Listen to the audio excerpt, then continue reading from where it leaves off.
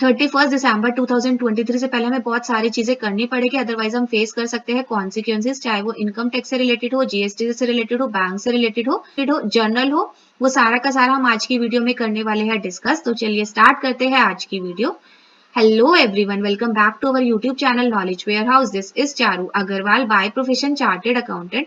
अगर आपको मेरी वीडियोस अच्छी लग रही है, प्लस अगर आप चाहते हैं कि आपको इनकम टैक्स की, जीएसटी की, जर्नल अवेयरनेस, सोशल डेवलपमेंट की अपडेशन मिलती रहे, तो लाइक करें, सब्सक्राइब करें और शेयर करें मेरा चैनल नॉलेज वेयर हाउस। अगर आप सब्सक्राइब करते हैं तो आपको टाइम टू टाइम नोटिफिकेशन मिलती रहेगी जो भी मैं न्यू वीडियोस अपलोड करूंगी।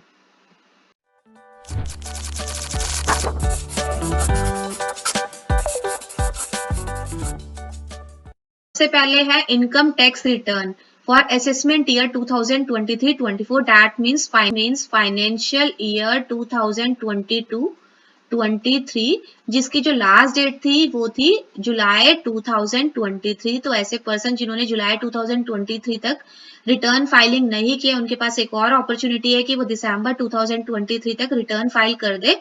अदरवाइज उनको बहुत सारी कॉन्सिक्वेंसेस फेस करनी पड़ सकती है, उनको नोटिस भी रिसीव हो सकता है, पेनल्टी भी लग सकती है, हैवी पेनल्टी भी इम्पोज हो सकती है। तो देखो, अगर आपकी टीडीएस की रिफंड बन रहा है तो आप जरूर इनकम टैक्स की रिटर्न फाइल करो, वरना आप जो टीडीएस है रिफंड वो नहीं क्लेम कर पाएंगे। अगर आपने कोई पूरे ईयर में हाई वैल्यू की ट्रांजेक्शन्स की है तब भी आपको इनकम टैक्स की रिटर्न भरनी बहुत ज्यादा जरूरी है।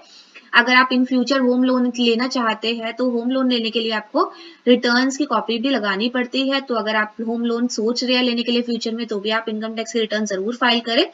और अगर आपको ई कैंपेन का नोटिस रिसीव हुआ है, जिसकी मैंने एक फुल फ्लेड वीडियो बनाकर भी अपने चैनल पे डाल रखी है, अगर आपको कोई ऐसा नोटिस रिसीव हुआ है तो आप मेरे प्लेलिस्ट में जाके देख सकते हैं इनकम टैक्स से, वहां पर आपको पूरी की पूरी नॉलेज मिल जाएगी कि आपको इस नोटिस का कैसे रिस्पॉन्स करना है।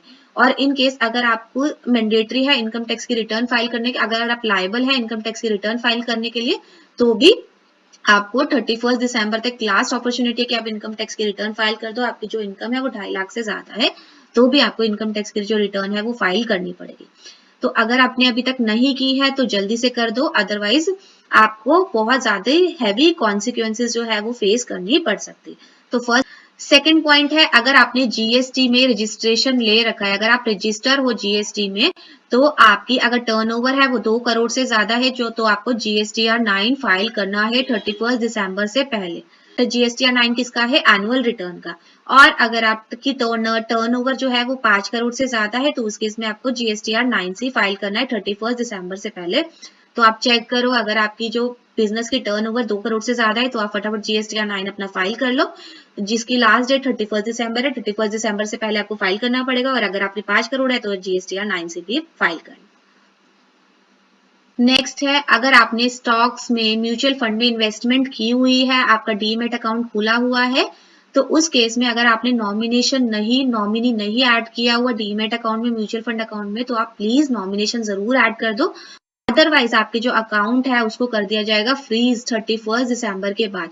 देखो, जो अभी डीमेट अकाउंट खुल रहे हैं तो उसमें लोग नॉमिनी ऐड कर ही रहे हैं, लेकिन प्रीवियस जो पहले के अकाउंट्स खुले हुए हैं उसमें बहुत सारे अकाउंट ऐसे हैं जिसमें नॉमिनी नहीं ऐड किए हुए। तो बाई चांस अगर आपके किसी डीमेट अकाउंट में नॉमिनी नहीं ऐड है तो उसको जरूर ऐड ऑन कर दो, वरना आपका अकाउंट हो जाएगा फ्रीज और आपको एक्सेस करने में बहुत ज्यादा दिक्कत आने वाली है, बहुत ज्यादा कॉन्सिक्वेंसेस फेस करने वाले हो। Next, UPI ID deactivate.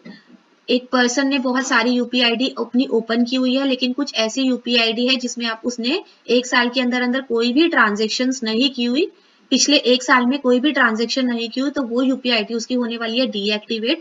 तो अगर आपकी नोटिस में कोई ऐसी यूपीआईडी है जिसमें आपने 1 साल से कोई ट्रांजेक्शन नहीं की तो उसमें ट्रांजेक्शन्स कर लो, वरना आपकी वो यूपीआईडी हो जाएगी डीएक्टिवेट और आप उसमें कोई भी ट्रांजेक्शन नहीं कर पाएंगे।